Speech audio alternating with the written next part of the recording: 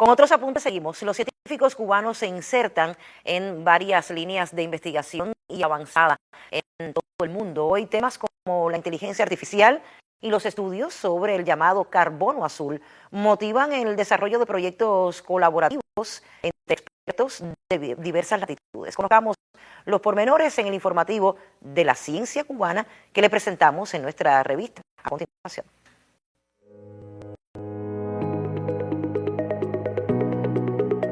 Nuevos proyectos redefinen el presente y el futuro, desde herramientas de inteligencia artificial que desafían las fronteras del conocimiento hasta investigaciones en ecosistemas esenciales para la vida en el planeta y tecnologías biomédicas a favor de la salud humana.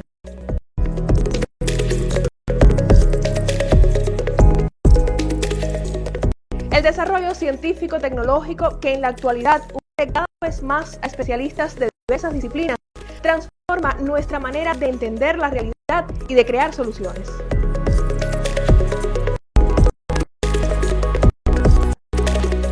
A propósito, en esta emisión del informativo de la ciencia cubana, conversamos con los creadores de Cecilia, el primer modelo de lenguaje hecho en Cuba a partir de inteligencia artificial.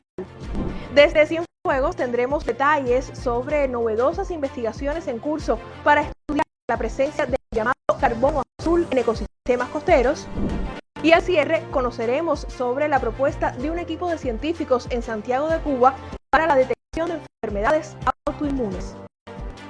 ¿Cuál es el impacto de esos proyectos? ¿Cómo promoverlos en el contexto nacional?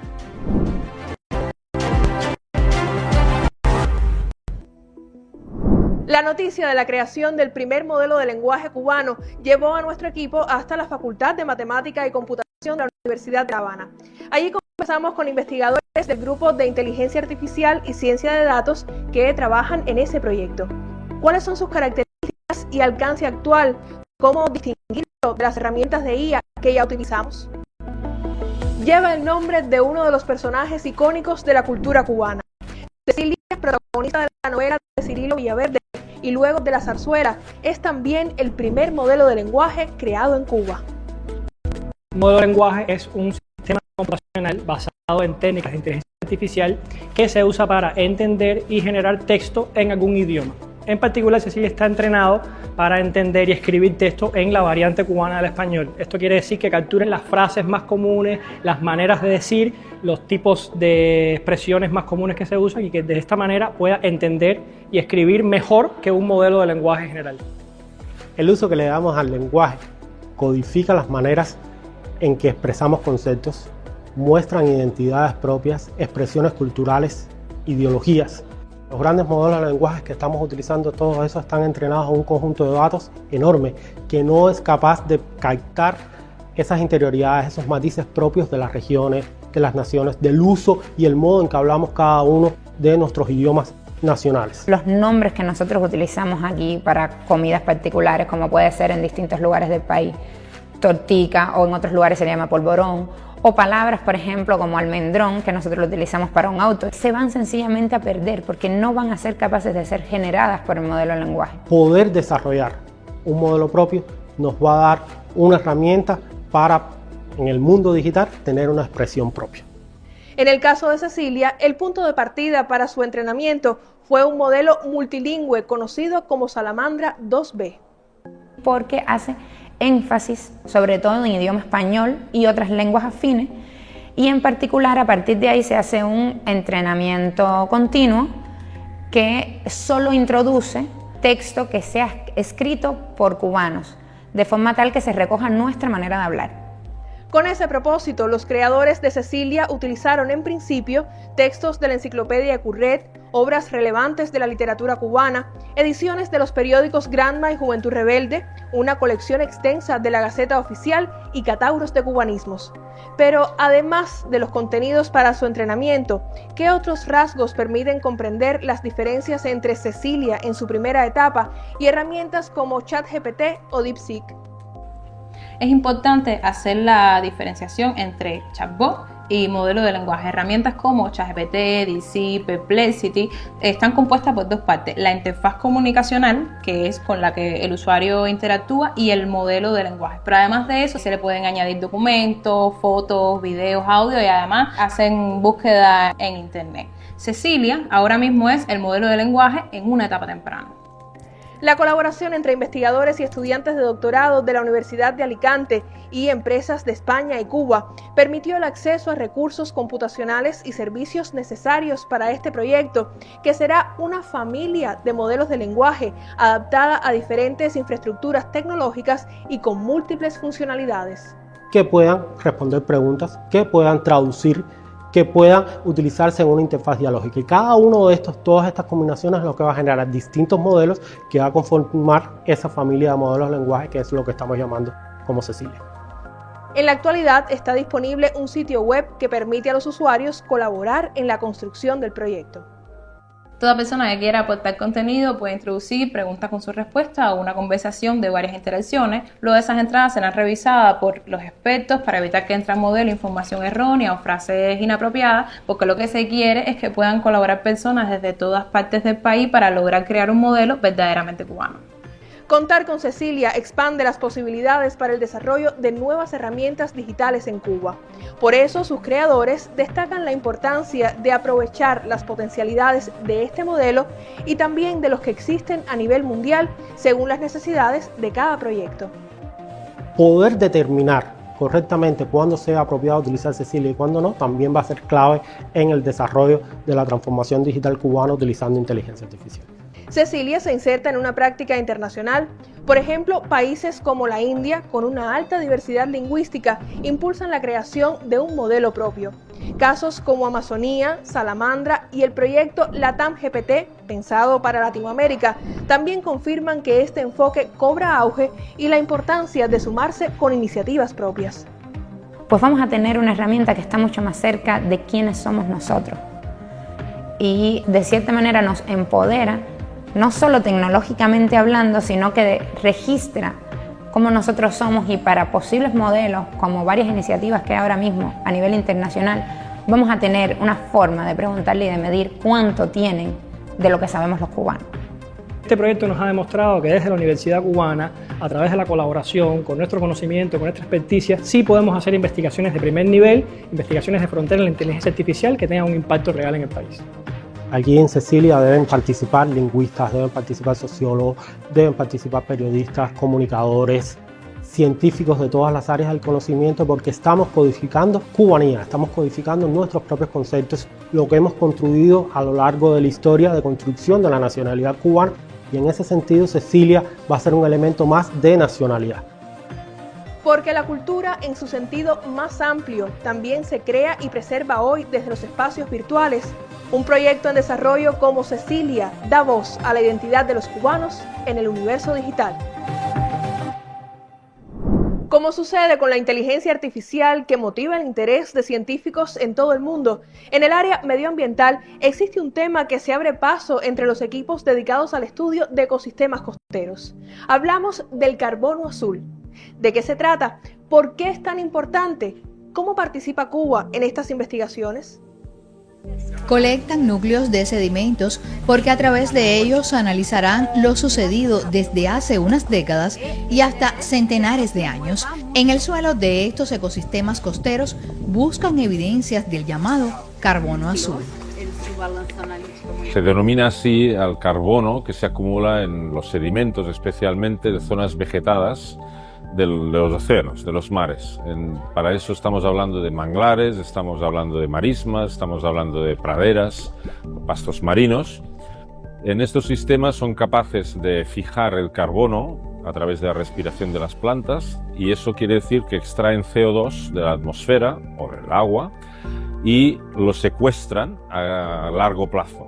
De esta forma, de forma natural, mitigan los excesos de CO2 y otros gases de invernadero que tenemos en la atmósfera, que son los causantes del cambio climático que estamos padeciendo.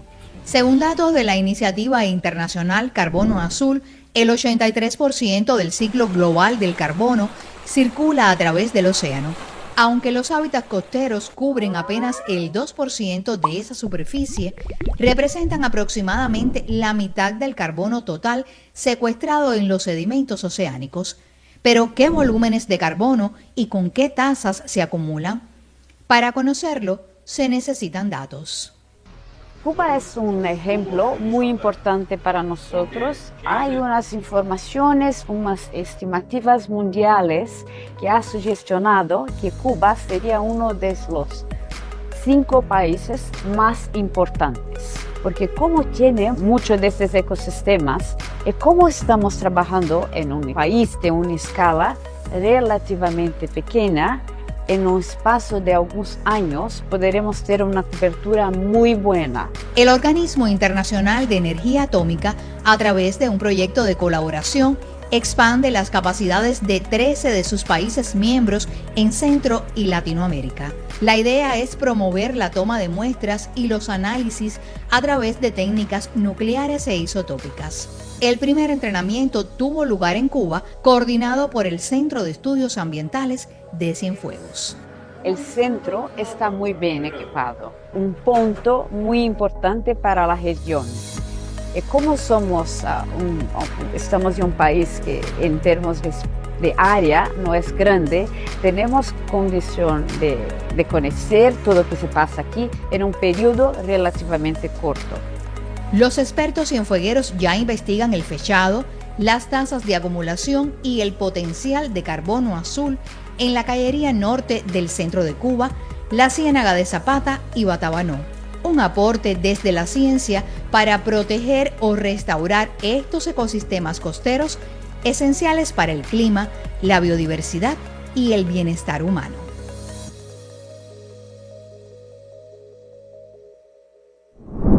Y mientras un equipo de científicos se enfoca en preservar la salud de los ecosistemas costeros, otro desarrolla herramientas que pudieran ser claves para detectar enfermedades autoinmunes en las personas.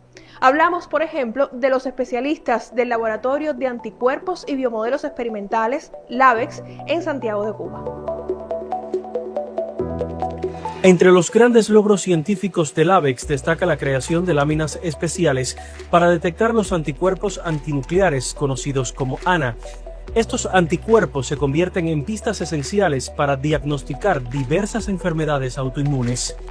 La novedad de este producto, láminas HET2, es que utilizamos un cultivo de células HET2 como un nuevo sustrato que nos permite determinar los anticuerpos antinucleares. Nuestro sistema inmunológico es como un ejército que nos protege de virus y bacterias, pero en las enfermedades autoinmunes este sistema se confunde y ataca por error a las células sanas del cuerpo. Existen más de 80 enfermedades autoinmunes, como el lupus, la artritis reumatoide y la esclerosis múltiple, que pueden afectar distintos órganos y tejidos. Aunque sus causas no están del todo claras, factores genéticos, ambientales e incluso el estrés pueden influir en su aparición.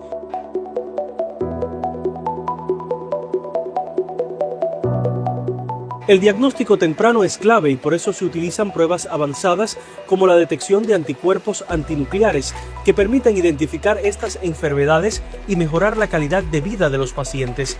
Las láminas G2 y E2 desarrolladas en Santiago de Cuba con este fin son muy precisas. LABEX las produce en el país, así disminuye costos y garantiza su disponibilidad para el sistema de salud cubano. Las personas que padecen estas enfermedades presentan un conjunto de síntomas que son muy comunes y entonces a veces es necesario tener una herramienta que visualmente le diga al profesional médico que tiene una enfermedad u otra, y en la visualización, cuando se emplea el reactivo, podemos observar al microscopio unos determinados patrones que ellos expresan. Para confirmar la eficacia de estas láminas, los investigadores de LABEX realizaron estudios en el Hospital de las Tunas, el Hospital Provincial de Santiago de Cuba y centros de Santi Espíritu y Cienfuegos. El único centro que hace este producto es nuestro laboratorio. En el mundo se conoce el producto, se usa, pero en nuestro país no existía ninguna empresa, ningún centro que haya obtenido y validado y registrado ante el CERMED dichos productos. Otro de sus proyectos relevantes busca sustituir costosas importaciones de reactivos empleados en la citometría de flujo, una técnica fundamental para vigilar el estado inmunológico de pacientes con VIH-Sida y otras inmunodeficiencias. El proyecto básicamente fue para darle solución a una gran demanda que tiene salud pública, el sistema de salud pública nacional, de reactivos conjugados para citometría de flujo. Gracias a estos reactivos, los médicos pueden saber si un tratamiento funciona o si es necesario ajustarlo. Ahora, los científicos en LabEx miran al futuro con nuevas metas: ampliar su gama de reactivos, desarrollar marcadores inmunológicos más específicos y tener una mayor producción de láminas celulares para el diagnóstico de otras enfermedades. Este tipo de seguimiento monitoreo garantiza la eficiencia en el tratamiento a esos pacientes, porque bueno, se sabe que si el tratamiento es efectivo o no es a través del monitoreo de estas subpoblaciones en el paciente. La otra proyección es obtención de otros marcadores que se van a utilizar para el monitoreo del sistema inmune de estos pacientes, ya sea ya VIH o pacientes inmunocomprometidos. Con el desarrollo de novedosas tecnologías biomédicas, los especialistas de este laboratorio demuestran su capacidad para innovar a favor de la independencia tecnológica y de abrirse paso en el mercado internacional.